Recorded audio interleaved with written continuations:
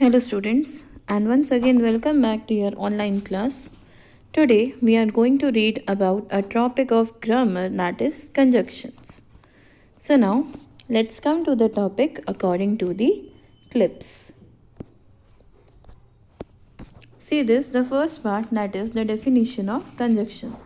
What is conjunction? A conjunction is a joiner, a word that connects or conjoins parts of a sentence. Conjunction क्या होता है? एक ऐसा joiner means जो connect करता है एक सेंटेंस के दो पार्ट्स को। मीन्स जब आप दो सेपरेट सेंटेंस लिखते हैं एंड आपको वो सेंटेंस कंबाइन करना होता है into a single part so that it can become a single sentence. तो ऐसे सेंटेंसेस को कौन कंबाइन करके इनटू वन लाता है? Those words are known as conjunction. Conjunction basic English में टू वर्ड्स से ट्रांसफ़र होता है, connect to a junction, that is conjunction.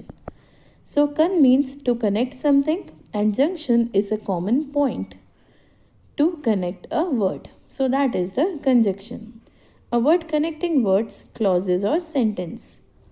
अब conjunction ऐसे words होते हैं जो कि दो words के बीच में आपको कुछ connection दिखाएंगे या फिर दो clauses के बीच में जिनको मिलकर एक complete sentence बनाएंगे वो, या फिर दो सेंटेंसेस के बीच में कि वो पहले स्टार्टिंग में टू सेपरेट सेंटेंसेस होते हैं but after joining them with a single word, a connecting word या फिर अ जंक्टेड वर्ड, उसके बाद वो एक सिंगल सेंटेंस बन जाता है, एक complete sentence.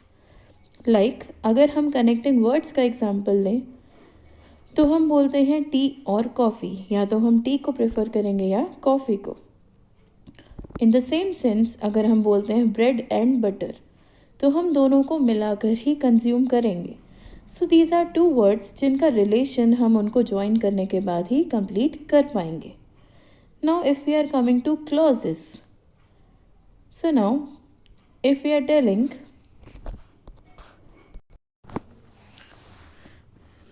let's come to the sentence part, because if we are coming to clauses then we have to separate two simple sentences to join them into one. तो अगर हम सेंटेंस का example लें, अगर मैं बोलती हूँ Rohan is active, Rohan is naughty, so in these two sentences what is common? We are talking about Rohan. Rohan is active, Rohan is naughty. तो जब हमारा सब्जेक्ट सेम है तो हम उसको ज्वाइन करके एक सिंगल सेंटेंस कैसे बनाएंगे? Rohan is active but naughty, या फिर Rohan is active as well as naughty. तो यहाँ पर हमने दो सेपरेट कंजक्शन यूज़ करे, वो एक्टिव है बट साथ ही साथ वो नॉटी भी है। तो एक चीज़ उसकी पॉजिटिव क्वालिटी बता रहे हैं, दूसरी नेगेटिव, और उसी अकॉर्डिंग अगर हम देखते हैं Rohan is active as well as naughty, तो यहाँ पर हम उसकी सिर्फ दोनों क्वालिटीज़ बता रहे हैं, उसमें कोई जजमेंट नहीं कर रहे हैं। तो कनेक्टिंग वर्ड्स या कंजक्शन हमको हेल्प करता है कि हम सेंटेंस के वेरिफिकेशंस बताएं किस तरीके से एक सेंटेंस ज्वाइन होता है। So now let's come to the second clip. See this, here is again a definition for you, means something which can make you easy to understand what is conjunction. A conjunction is a word which connects two words or clauses or sentence or phrases and shows the relation between them, same which we have discussed.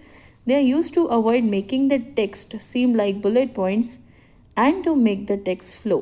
Means जब हमको कोई बात short में करनी होती है without repeating the concept और the subject और the sentence again and again, तो हम उन सेंटेंसेस को शॉर्ट में लेकर एक ही पॉइंट में कन्वर्ट कर कर उनको अलग अलग बुलेटेड फॉर्म में नेक्स्ट लाइन में नहीं लिखते हैं, तो वो हमारी राइटिंग पार्ट में भी हेल्पफुल होता है। Now the main topic, types of conjunctions. There are basically three types of conjunction. So these basic conjunctions are coordinating conjunctions, subordinating conjunctions and correlative conjunctions. Now see this, come to coordinating conjunctions. Used to link or join two words or phrases that are equally important and complete in terms of grammar when compared with each other. क्या करते हैं coordinating conjunctions? दो equal important sentence को वो जोड़ते हैं जिसमें से कुछ भी कम या ज़्यादा नहीं होता। Like I have told you the example of bread and butter. तो यहाँ पर जो एंड है वो उन दोनों का एक कंपैटिबल पार्ट ही है। अब ब्रेड को सेपरेटली नहीं खा पाएंगे जब आप उसमें बटर का यूज़ नहीं करेंगे। मीन्स अगर मैंने आपको एग्जांपल दिया कि आपको ये दोनों चीज़ें इक्वालिटी में ही यूज़ करनी है, तो मीन्स आप ब्रेड के ऊपर बटर को अप्लाई करेंगे, then only it will be a full food या complete food. The main example for learning the coordinating conjunction is based on fan boys. Fan boys उसका एक एब्रीवेटेड फॉर्म है कि किस टाइप के कंजक्शंस कोऑर्डिनेटिंग कंजक्शन में use होते हैं, like for, and, nor, but, or, yet, soon. See now, coming to subordinating conjunctions, used to join an independent or complete clause with a dependent clause that relies on the main clause for meaning and relevance. यहाँ पर आप दो sentences लिखते हैं, but जो आपका first sentence रहता है वो हर बार मेन सेंटेंस रहता है एंड सेकंड उस पर डिपेंडेंट रहता है. और इसी अकॉर्डिंग उन दोनों सेंटेंसेस को एक में जब आप ज्वाइन करते हैं to make it just one single sentence rather than reading two separate sentence, ऐसी चीज़ों को रेलिवेंट बनाने के लिए या easy to read and learn बनाने के लिए हम जो कंजक्शंस ज्वाइन करते हैं उन्हें हम क्या बोलते हैं, the subordinating conjunctions. Like a normal example, he is rich, he is not, sorry, like I am giving you the example, I will remain in the office, this is the first sentence, the work finishes, this is the second. Now see the difference, I will remain in the office, a complete sentence, a main sentence. The work finishes is not a main sentence, it is just a part of sentence, a clause. And if I have to join both the sentences, I will remain in the office, the work finishes. So how I will join it? I will put one subordinating conjunction, that is until. I will remain in the office until the work finishes. Means मैं तब तक office में रहूँगा या मैं तब तक office में रहूँगी जब तक कि मेरा काम ख़त्म नहीं हो जाता. So that is the sense of until. So I will remain in the office, that is the main sentence, but the work finishes is the subordinating or the dependent sentence. और अगर मुझे उसको एक subordinating conjunction के साथ join करना है तो मैं कैसे join करूँगी? With the word until. I will remain in the office until the work finishes. Now coming to correlative conjunctions. They are the pairs of conjunctions used in a sentence to join different words or groups of words in a sentence together. ये ऐसे pairs हैं जो फ्रेशियल conjunctions को जोड़ते हैं, phrase में use होते हैं, दो कंजक्शंस एक साथ यूज़ करते हैं हम एक ही सेंटेंस में.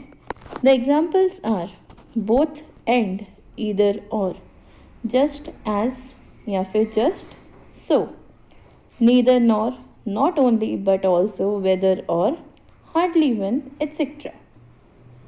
Means if we have to see one example of this, then not only he is rich but honest. वो रिच भी है लेकिन साथ ही साथ वो ऑनेस्ट भी है, तो उसमें कोई भी नेगेटिव क्वालिटीज़ नहीं है, दोनों के दोनों पॉजिटिव क्वालिटीज़ है. तो यहाँ पर दो कंजक्शंस हमारे कौन से यूज़ हुए? One at the beginning of the sentence, not only, then we have added one sentence, he is rich. Then second part of the sentence, but also he is honest. तो यहाँ हम इस तरीके से correlative conjunctions को join करते हैं जो sentence की beginning में लगते हैं and in the mid of the sentence to join two separate sentences altogether. So this is just the short part of all the types of conjunctions. Now we will read in detail with examples of almost all the words which are given as conjunctions so that you may learn it very well. See, kinds of conjunctions. First one is coordinating conjunction. As you have seen, coordinating conjunction always connects items of the same kind. They can join single items or groups of items. तो वो क्या करते हैं? Same तरीके के items को ही join करते हैं जिनमें हर बार एक इक्वल बैलेंस रहता है, फिर चाहे वो सिंगल वर्ड्स हों या फिर पूरे के पूरे सेंटेंसेस या फिर दो clauses. And we have read the fan boys rule, जिसमें आपका फॉर आता है, then A stands for and, then N stands for nor, and उसके बाद क्या आता है? B for but, O for or, Y for yet, and S for so. That is the Fernboy's rule, the abbreviated form of only using the coordinating conjunctions. See this examples. Songs and lyrics. जब तक lyrics नहीं होंगे तब तक songs कैसे create होंगे? तो ये दो नाउन्स हैं, both are in the form of nouns, जो कि एक दूसरे को रिलेट कर रहे हैं, उसके बिना दोनों ही अधूरे। इन सिकनेस और in health, these are two phrases. Phrases कैसे? क्योंकि इसमें दो वर्ड्स एक साथ यूज़ हो रहे हैं, दो क्लॉजेस के फॉर्म में वो यूज़ हो रहे हैं। सिकनेस सेपरेट नहीं आ सकता जब तक कि आप उसमें इन नहीं यूज़ कर सकते, वैसे ही हेल्थ। इंसान दो चीज़ों में डॉक्टर के पास जाता है जनरली, जब वो सिक होता है या फिर जब उसको अपने हेल्थ कॉम्प्लीमेंट्स के बारे में जानना होता है। So that's the use of in sickness और इन हेल्थ। और यहाँ पर हम कोऑर्डिनेटिंग कंजक्शंस में ईदर और बिल्कुल भी यूज़ नहीं करते हैं, वो को रिलेटिंग कंजक्शंस होते हैं। ऐसे ही हम नीदर नॉर यूज़ नहीं करके सिर्फ और सिर्फ नॉर यूज़ करते हैं। That is the rule of fan boys. If you are using either or neither nor by mistake in coordinating conjunction, then it will completely be wrong, क्योंकि वो दोनों parts होते हैं co-relating conjunction के, so you don't have to be confused in coordinating and correlating. Now see the third example. First it rained, but the rain stopped quickly. यहाँ पर हमारा main subject क्या है? रेन। तो पहले बारिश हुई लेकिन कुछ देर बाद बारिश रुक गई, तो हमने बात किस सब्जेक्ट के बारे में करी? बारिश के बारे में। तो हमारे दोनों जो कंप्लीट सेंटेंस थे या जो यहाँ पर दिया हुआ है दो कंप्लीट आइडियाज़, वो किसको डिनोट करते हैं? The dominant factor rain, and उसको हमने ज्वाइन किया with a coordinating conjunction but. See this, these are the examples for your help. For का मतलब होता है बिकॉज। आप चाहें तो बिकॉज लगा सकते हैं, बट अगर आपको याद रखना है द फैन बॉयज़ रूल, तो उसके अकॉर्डिंग आप फॉर लगाएंगे, but there is no difference in all. आप दोनों का ही यूज़ कर सकते हैं। Both are conjunction. One is reasonable conjunction जो आपको रीज़न देता है वाई सेंटेंसेस में, एंड वन इज़ बेसिक जिसमें हर बार आपको रीज़न या वाई क्वेश्चन का आंसर देने की ज़रूरत नहीं होती है। सो that is for you. Coordinating conjunctions, you have already seen the definition part, so just remove that definition portion for you. Directly come to the rule, the fanboys rule. For means because होता है। I told her to leave for I was very tired. मैंने उसको जाने के लिए क्यों बोला? क्योंकि मैं थका हुआ था। तो यहाँ पर क्योंकि मीन्स क्या होता है? The reason means because is equivalent to for. आप कुछ भी यूज़ कर सकते हैं, या बिकॉज या फॉर, बट ये चीज़ आपकी एंड में यूज़ नहीं होगी। एंड का मीन्स क्या होता है? In addition to. In addition to आपका फ्रेशियल कंजक्शन है, आप उसको कोऑर्डिनेटिंग में यूज़ नहीं कर सकते हैं, ये आपका कोरिलेटिव पार्ट है। I like football and I like hockey. दो फेवरेट गेम्स हैं मेरे जिसमें मैं बिल्कुल भी कॉम्प्रोमाइज़ नहीं कर सकता या नहीं कर सकती, एंड उन दोनों को मैं इक्वालिटी देता हूँ या देती हूँ। तो उस अकॉर्डिंग क्या होगा? I like both equally, that is football as well as hockey. तो इसीलिए आपका एंड यूज़ होता है to give an equality. Nor means and not. I have neither done the dishes nor the laundry. यहाँ पर मैंने आपको बोला था नीदर और नॉर एक साथ यूज़ नहीं होते हैं, इसीलिए अगर आप नीदर को डिनोट करते हैं और नॉर को एक साथ, तब जाकर आप उनको क्या करेंगे? एट द बिगनिंग डिनोट करेंगे फॉर कोरिलेटिव, अदरवाइज ये कोऑर्डिनेटिंग फॉर्म में जाएगा। बट मीन्स हाउएवर, बट आपको बट ही ज़्यादा सुटेबल लगेगा। देन और मीन्स ईदर और choice, yet, but. Now see the difference of yet and but sentences. She is 85 years old means it's not given there, but she still goes swimming every day. Now say the sentence of yet. The weather was cold yet bright and sunny. Means what? आप yet and but को correlate कर सकते हैं और आप उनको use भी कर सकते हैं in the same sense. So don't get confused here.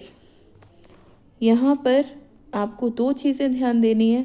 अगर आपने नीदर नॉर दोनों को ही बोल्ड करा, मीन्स दोनों को हाईलाइट किया, और ईदर और दोनों को हाईलाइट किया तो वो आपके कोरिलेटिव के एग्जाम्पल होंगे, कोऑर्डिनेटिंग के नहीं। लेकिन अगर आप किसी एक को हाईलाइट करके रिलेशन बता रहे हैं और जस्ट बिगनिंग में सेंटेंस के जस्ट स्टार्टिंग में ईदर से सेंटेंस और नीदर से सेंटेंस स्टार्ट नहीं कर रहे हैं, तब जाकर वो आपका कोऑर्डिनेटिंग कहलाएगा। द फर्स्ट पॉइंट जो आपका डाउट हो सकता है। Now come to second, but and yet. आप दोनों सेंटेंस को एक साथ यूज़ कर सकते हैं। मीन्स आप येट वाले सेंटेंस में भी अगर बट लगाएंगे तो वो रॉन्ग नहीं होगा। They are similar to each other. The weather was cold but bright and sunny. वो कोल्ड था लेकिन साथ ही साथ वो ब्राइट और सनी भी था। और यहाँ पर भी जो आपका बट वाला सेंटेंस है उसमें भी आपको लेकिन का सेंस ज़रूर मिलेगा। The lady was 85 years old but she goes to swimming every day. लेकिन वो स्विमिंग अभी तक जाती है हर रोज़। तो इसके अकॉर्डिंग क्या हुआ, दोनों का सेंस क्या है, लेकिन। तो आप येट एंड बट दोनों को इक्वल सेंस में यूज़ कर सकते हैं। Now so is therefore. It was still painful so I went to see a doctor. अभी तक जो कंडीशन थी आपकी वो कैसी थी, पेनफुल, इसीलिए आप डॉक्टर से मिलने गए।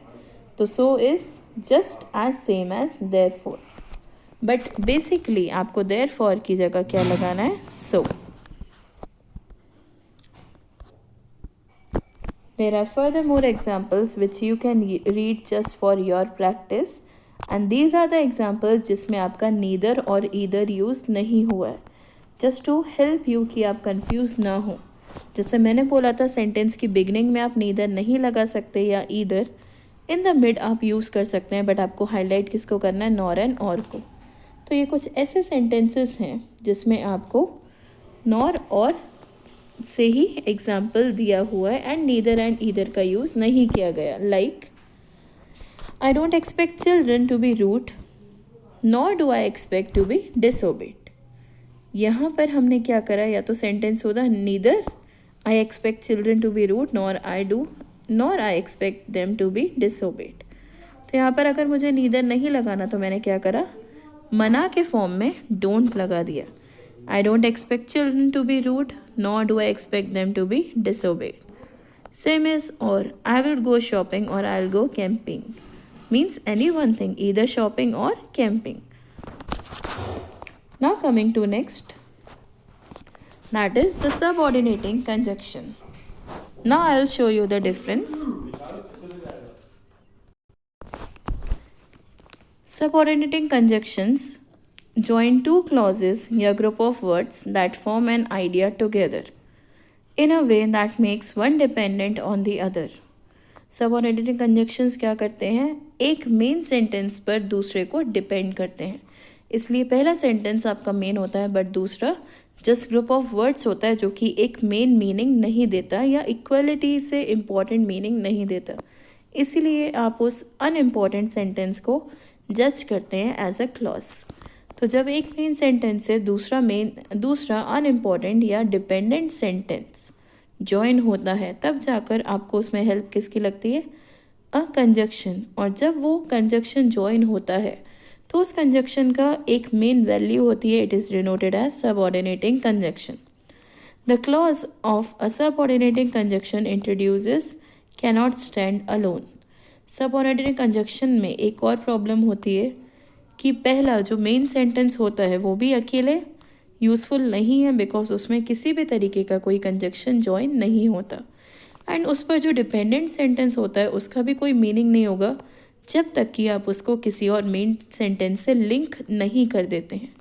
तो दोनों ही इक्वालिटी में अगर एक साथ आएंगे, जॉइन होंगे विथ अ कंजक्शन, तब जाकर ही उनकी कोई वैल्यू रहेगी। सेपरेट में वो एक साथ कभी भी किसी भी यूज़ के नहीं होंगे। तो इसीलिए हर बार उनको एक सेकंड क्लॉज या एक सेकंड सेंटेंस लगता ही है। एक मेन सेंटेंस को बैलेंस करने के लिए भी आपको एक क्लॉज की नीड होती है और एक क्लॉज को इम्पोर्टेंट वैल्यू देने के लिए आपको एक मेन सेंटेंस की नीड होती है। इसीलिए वो एक दूसरे को रिलेट करते हैं एंड उनको रिलेट करता है एक word which is used as conjunction and that also the subordinating conjunction. Now I've told you कि for is equal to because, लेकिन अब डिफरेंस क्या है, अगर आप बिकॉज का यूज़ करेंगे तो वो एग्जाम्पल किसका कहलाएगा? ऑफ सबऑर्डिनेटिंग कंजक्शन, एंड वो एग्जाम्पल नहीं रहेगा ऑफ कोऑर्डिनेटिंग कंजक्शन। डिफरेंस कुछ भी नहीं होगा, बस आपके कंजक्शन का टाइप चेंज हो जाएगा। So if you have to create the example of subordinating conjunctions, आपको एक ही वर्ड का यूज़ करना पड़ेगा, बिकॉज इंस्टेड ऑफ फॉर। और सेम यहाँ पर अपोजिट रूल चलेगा फॉर कोऑर्डिनेटिंग कंजक्शन। जब भी आप उसका सेंटेंस बनाते हैं और जब आप उसमें कंजक्शन से हेल्प लेते हैं, तो वहाँ पर आपको किसको वैल्यू देनी है? फॉर को instead of because. Now come to example. I cannot eat that cheese because it's too mouldy. मैं उस चीज़ को क्यों नहीं खा सकती? जस्ट बिकॉज वो काफ़ी ज़्यादा टाइट है, एक मोल्ड फॉर्म में। We will go swimming after we hike to the lake. हम स्विमिंग तभी जाएंगे जब हम लेक तक पहुंच जाएंगे। Now examples of subordinating conjunctions. Shamrock is so stinky because he likes to roll around in garbage. Shamrock is the name of dog. वो stinky क्यों होता है, उसमें से स्मेल क्यों आती है? जस्ट बिकॉज हर बार वो गार्बेज या कचरे के आगे पीछे घूमता रहता है। I'll eat cheese as long as it is fresh. मैं चीज़ तब तक ही कंज्यूम कर सकती हूँ जब तक कि वो फ्रेश हो। We will rake the leaves when more fall. हम लीव्स को इकट्ठा एक जगह तभी उठाएंगे या उससे एक हीप बनाएंगे, एक रेक बनाएंगे, जब ज़्यादा से ज़्यादा लीव्स फॉल होंगी। See now some of the subordinating conjunctions in a list form so that you must know the meaning of them. See this. Subordinating conjunctions used to join an independent and complete clause with a dependent clause that relies to the main clauses for meaning and relevance. हर बार वो क्या करते हैं? एक independent main sentence को join करते हैं dependent clause से या फिर अनइम्पॉर्टेंट या इनकम्प्लीट सेंटेंस से, और उनको ज्वाइन करने के लिए जो वर्ड लगता है हमारा वो होता है एक सबऑर्डिनेटिंग कंजक्शन, जो उस पूरे सेंटेंस को एक इम्पॉर्टेंट मीनिंग देता है और एक दूसरे पर डिपेंड होने की वजह देता है, the relevance. And it always comes before the dependent clause. ये आपके लिए बहुत इंपॉर्टेंट है। जब एक इंडिपेंडेंट सेंटेंस पूरा ख़त्म हो जाएगा एंड उसके बाद आपको डिपेंडेंट सेंटेंस को उसके बाद लिखना पड़ेगा, तो उन दोनों को मिलाने के जस्ट मिडिल में, बीच में सबऑर्डिनेटिंग कंजक्शन का यूज़ होता है, ताकि पता चल सके कि वो फॉलो कर रहा है टू द इंडिपेंडेंट सेंटेंस या clause. See, these are the examples which you can read. Once I have found somewhere to live, I will send you my address. See now, I will send you my address, ये complete sentence है। आप जब किसी से बात करेंगे तब आप यही बोलेंगे, okay, I'll send you my address, then you can visit me. और यही आप देखेंगे I have found somewhere to live। तो I have found somewhere to live आप किसको डिनोट कर रहे हैं? आप कहाँ रहने लगे हैं? ये इनकम्प्लीट है, तो इसीलिए आपने इसके पहले क्या लगाया? Once. Once I have found somewhere to live, I will send you my address. Like see the example of so that I am saving money so that I can buy a new car. तो यहाँ पर आप money क्यों save कर रहे हो? उसके लिए आपको एक रीज़न चाहिए, वो डिपेंडेंट है। आई can buy a new car, that is a complete sentence. But आप बाय कब करोगे उस कार को? जब आपके पास मनी होगी। तो आपने उन दोनों को लिंक कैसे करा? With the help of so that. तो इस अकॉर्डिंग आपके सबऑर्डिनेटिंग कंजक्शंस का यूज़ होता है। See whether or not, it remains to be seen whether or not this idea can be put into practice. अब यहाँ पर आप देखिए, this idea can be put into practice एक complete sentence है, but अगर आप next portion पर देखें, it remains to be scene.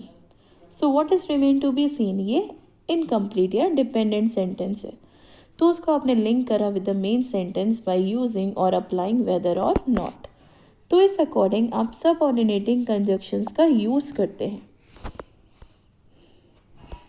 Now see this, these all are subordinating conjunctions. अगर आपने ढंग से उनको पढ़ा और अपनी प्रैक्टिस के लिए उनसे सेंटेंस क्रिएट करें, then you will come to know whether you are doubtful or you have been explained with subordinating conjunctions and you have learned them properly. So these are very important. And to learn these these words of subordinating conjunction, there is one more way. See this. Subordinating conjunctions कहाँ कहाँ use होते हैं? In comparison में कौन कौन से subordinating conjunctions use होते हैं, उन सब के यहाँ पर डिटेल्ड एग्जांपल्स हैं. कंपैरिजन में आप क्या यूज़ करते हैं? Than means my brother is elder than me, वो मुझसे ज़्यादा बड़ा है, like this. Rather than, again comparison. I will prefer tea rather than coffee, मुझे टी ज़्यादा पसंद है कॉफ़ी से, इसलिए मैं क्या प्रेफर करूँगी? Tea. Like whether, it's up to you whether you are coming to school और नॉट. Again a comparison. ज़रूरत हुई तो आप स्कूल आएंगे, नहीं हुई तो आप उस दिन की लीव लेकर नेक्स्ट डे आएंगे. So like this comparison is used. Like as soon as, after, until, whenever, now, that is based on time. Like as soon as I feel like making video, I'll prepare my matter. जैसे ही मुझे लगा मुझे video बनानी है तो मैं क्या करूँगी? उसके पहले अपना मैटर प्रिपेयर करूँगी. सो that is the time, the need of making a video. Concession. Okay, like we are coming to although. Although I like shopping, but I will do some type of concession. मुझे shopping पसंद है, ठीक है, means इसका मतलब ये नहीं है कि मैं उसको सेम रेट पर लूँ. मैं कुछ कंसेशन के बाद ही उस आइटम को या मटेरियल को परचेज करूँगी. Same is with relative pronouns. You have always use relative pronouns, so these are the part of conjunctions as well. who, whoever, whom, whomsoever या whomever और whose. रीज़न के लिए आपका हर बार बिकॉज और सिंस आता है, basically so that we have seen. Conditions में if आपका ऑलमोस्ट लगता है, whether and if are same, but again whether comes in condition as well as comparison, and if always comes in condition, then again it comes to place, relative adjectives and manner.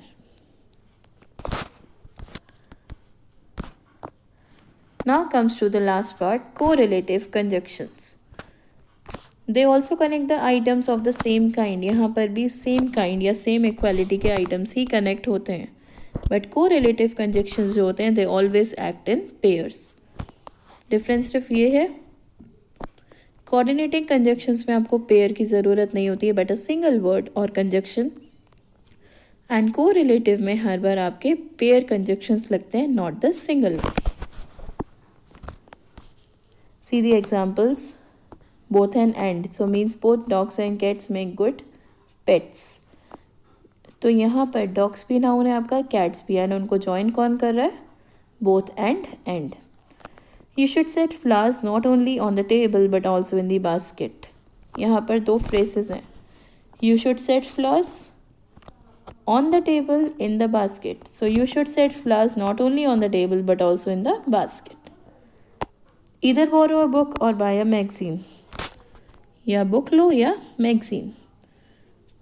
इधर बोरो a book और bye a magazine. इधर बोरो a book, या तो book लो या फिर magazine को purchase करो. Fine. So these are examples of correlative conjunctions. These all are the types of correlative conjunctions. If you will watch all these types of conjunctions with their examples, then definitely you will not be doubtful which type of conjunction you are answering, and you have to prepare which type of conjunction as a sentence. See this. There are the examples of all these types of correlative conjunctions, like hardly and when. I had hardly closed my eyes when she came. मैंने अभी मुश्किल से अपनी आंखें बंद करी थी, just for sleeping, जब वो आई.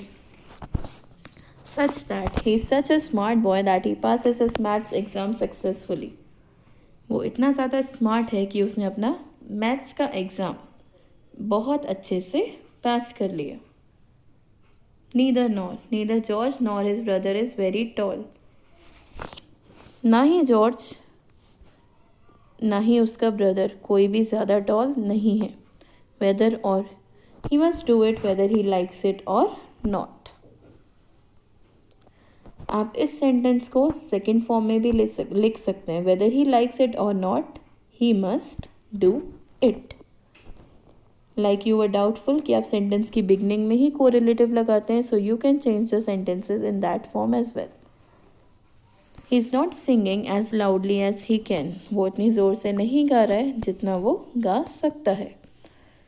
So like this you have to carry on with the example. See this, scarcely when. Scarcely had I gone to bed when the doorbell rang. It's same as hardly and when. Hardly and when are same as scarcely and when.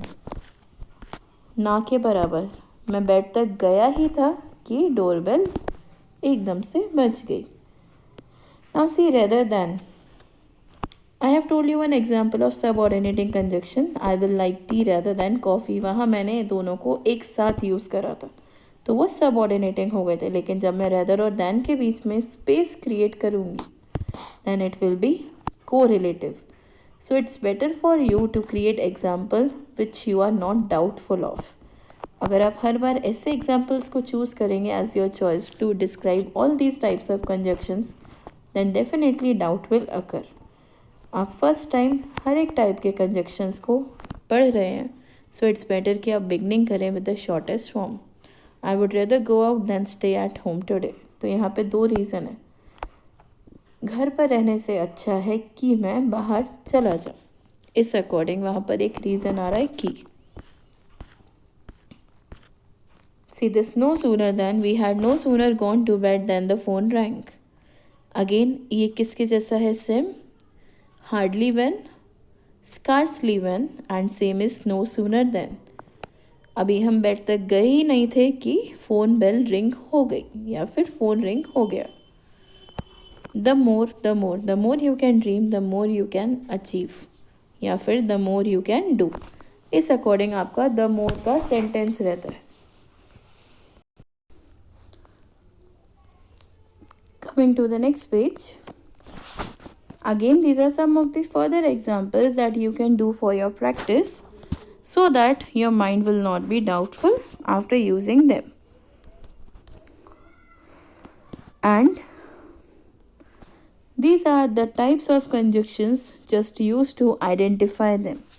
You don't have to make sentences of these conjunctions, nor you have to do any kind of classification that these conjunctions are of which type.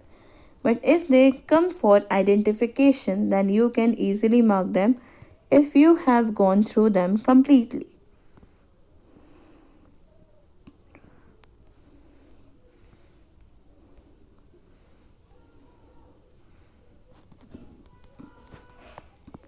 Now coming to the next topic, that is interjection. Because people are confused with the term conjunction and interjection, but they are completely opposite. So now what are interjections? The words or phrases that show emotion. हर बार जिस तरीके का आपका mood swing होता है उस according आपके facial expression होते हैं, the expressions that are shown on your face. So to judge those expressions through grammatical terms, we use one word, that is interjection. Or you also consume it as a word of emotions or expressions. See this? You can see the expressions very well of stop, oh no, wow, and ouch. These words are also known as exclamatory sentences, but the words are known as interjection. The sentences created with the help of interjections are known as exclamatory sentences. That is the difference. जो शब्द होता है उसको आप क्या बोलते हैं, interjection.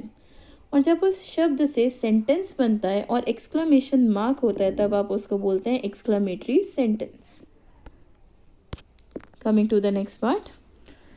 An interjection is a part of speech that shows the emotion or feelings of the author. Definitely, author can be you जब आप एक sentence लिखते हैं, and author can be the person who is writing a full text or chapter. तो उसके किस तरीके के expressions होते हैं वो आपको रीडिंग के थ्रू ही पता चलता है कहाँ कहाँ interjection का यूज़ हुआ है. These words or phrases can stand alone और बी प्लेस्ड बिफोर और आफ्टर अ सेंटेंस। अब ये सिंगल जो वर्ड्स हैं ये अकेले भी आपको पूरा मीनिंग बता देंगे, like you mark someone with hi or hello. So that is a part of interjection. आपका एक सिंगल वर्ड पूरा सेंटेंस बता देता है, या आपका मूड स्विंग बता देता है आप सामने वाले को किस तरीके से डिनोट कर रहे हो।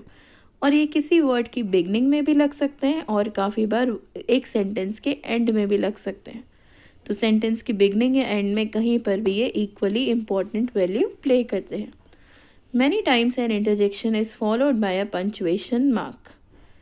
आप इंटरजेक्शन में एक पंचुएशन मार्क भी लगाते हैं, that is the exclamation mark, often an exclamation point. और बेसिकली या तो आप कॉमा लगाएंगे या फिर डेफिनेटली एक एक्सक्लेमेशन पॉइंट, बट ज़्यादा चांसेस किसके रहते हैं, the exclamation mark with a point. See these words. Interjections. They are small words that bear no grammatical connection to the sentence in which they are used. अगर हम interjection की बात कर रहे हैं तो वो सिंपल एक वर्ड होते हैं जिसमें ग्रामेटिकल यूज़ या सेंटेंस की ज़रूरत नहीं होती है, क्योंकि जब आप उनको सेंटेंस में यूज़ करते हैं तो वो सेंटेंस क्या कहलाते हैं, एक्सक्लेमेटरी सेंटेंसेस। और तब आप इंटरजेक्शन को सेपरेट करने के लिए एक पंचुएशन मार्क लगाते हैं, या तो वो कॉमा होता है या खुद से एक exclamatory point. They express the emotions और सेंटिमेंट्स ऑफ अ स्पीकर और कन्वे हेजिटेशन और प्रोटेस्ट। वो हर तरीके की इमोशनल वैल्यूज़, हैप्पीनेस होगी, सैडनेस होगी, अलग अलग तरीके के जो सेंटिमेंट्स होते हैं वो सब कुछ बताते हैं कि स्पीकर किस मूड में है और वो सेंटेंस में क्या डिस्क्राइब करने वाला है। और काफ़ी बार स्पीकर का जो हेजिटेशन होता है, डर, वो भी इंटरजेक्शन एक सिंगल वर्ड से डिनोट हो सकता है, और काफ़ी बार प्रोटेस्ट या फाइट भी। लाइक आपको कभी चोट लगे तो आप डेफिनेटली एक बार बोलते हैं ouch. So what is ouch? That describes your pain. Same is hesitation when you speak a word और आप आ करके या हम करके आप रुक जाते हैं। They are usually followed by exclamation mark. See the list of interjections. See this, ouch, that is the exclamation of pain. आपको उससे दर्द का पता चलता है। Hush is an indication for silence. Definitely आप जैसे हिश बोलते हैं देर इज़ नो नीड कि आप पूरा सेंटेंस कंप्लीट करें, that you have to be quiet, because sentence खुद से ही क्लियर कर देगा। ओ नो और ओहो, दैट शोज द डिसमे, मीन्स जब आप किसी चीज़ से खुश नहीं हैं और आप एक्सपेक्ट नहीं कर रहे थे और वो काम हो गया। View, that is amazement and relief. Amazement, किसी चीज़ से आप बहुत ज़्यादा सरप्राइज हो जाते हैं, at that time you use view, और वो आपका एक रिलीफ फॉर्म होता है कि हाश ये काम हो गया। वाव, एक्सप्रेसिंग सरप्राइज और एडमायरेशन। वाव से क्या होता है, आपके मूड में जो सरप्राइजिंग मूड होता है या तो वो आपका पता चलता है, या आप किसी को एडमायर करते हो, किसी के वर्क को प्रेज़ करते हो, तो ये प्रेज़ वर्दी फॉर्म में या तारीफ़ के फॉर्म में भी यूज़ होता है। ये is a variant of yes. जब आपको किसी को येस ना बोलकर एक एंजॉइंग फॉर्म में बोलना होता है तब आप किस वर्ड का यूज़ करते हैं, ये। देन ये एंड या, that is for congratulations. So these are congratulating exclamations. You definitely use a word congratulation, that is also interjection, and on its behalf you can also use the words ye and ya. Then yikes. Yikes is for fear. Means आपको कुछ डर है कि ये काम पूरा नहीं हो पाएगा या आधे में ही रह जाएगा। वो आपका हॉरेबल फियर नहीं होता, वो आपके काम पूरा न होने का डर या फियर होता है जिसको आप yikes से कंट्रोल करते हैं। Then yippee, that is the exclamation of celebration. Hooray and yippee, they both are same. They always show the exclamation of celebration. So with this, we have completed our conjunctions as well as interjections. And again, these both are just the words. They are not the sentences. So now, thank you class and have a nice day.